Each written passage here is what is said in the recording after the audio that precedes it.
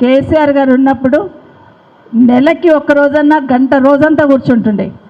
వర్షం మొదలు కాకముందంటే ఎండాకాలం ఉన్నప్పుడే మేలోనే మీటింగ్ పెట్టి మాకందరికి చెప్తుండే, ఎండాకాలం అయిపోగానే చినుకులు పడంగానే రైతులకు ఇబ్బంది లేకుండా చూసుకోవాలి, ఎరువులు ఎట్లా ఉన్నాయి, షాబాద్లో ఎన్ని ఎకరాలలో ఏం పంట వేస్తారు, ఎంతమందికి ఎన్ని సంచుల యూరియా కావాలా, ఇదంతా కూడా ముందే లెక్క చూసుకోండి అని చెప్తుండే.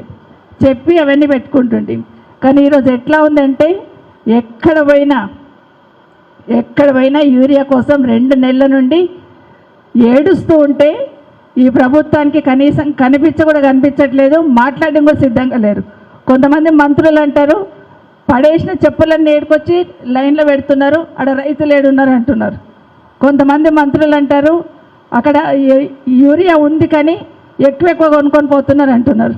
ఇప్పుడే ప్రవీణ్ గారు చెప్పినట్టు నిన్ననే ఒక దగ్గర రైతులందరూ కూడా ఎక్కడైతే యూరియా వాళ్ళ ఇండ్లలో పెట్టుకున్నారో, ఎక్కడైతే బ్లాక్ మార్కెట్లు అమ్ముతున్నారో వాళ్ళని పట్టించున్నారు.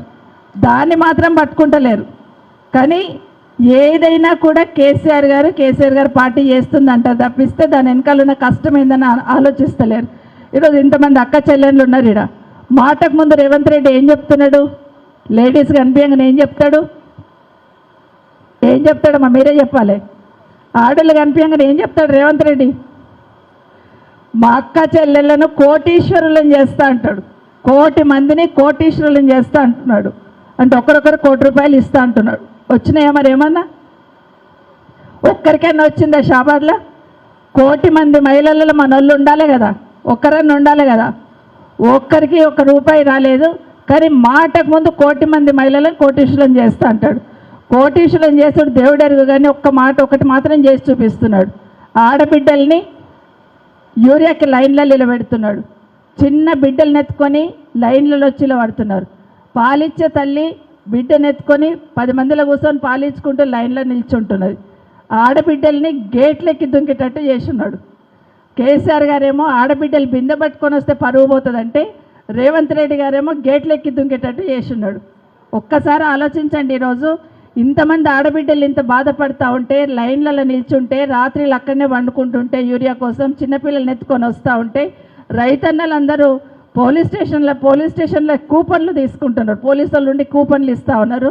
లైన్ నిలబడితే లైన్ సరిగా లేదని చెంప మీద కొట్టిన సందర్భాలు కూడా ఉన్నాయి.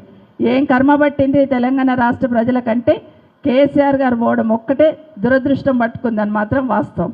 ఇప్పటికైనా ఈ ప్రభుత్వం ఇప్పటికైనా కళ్ళు తెరిచి ఒకరి మీద ఒకరు నెపం నెట్టేసుకుంటున్నారు. బీజేపీ వాళ్ళు మా తప్పు కాదంటారు, మేము అంత ఇచ్చేసినామంటారు. కాంగ్రెస్ వాళ్ళు అంటారు మాకు రాలేదంటారు.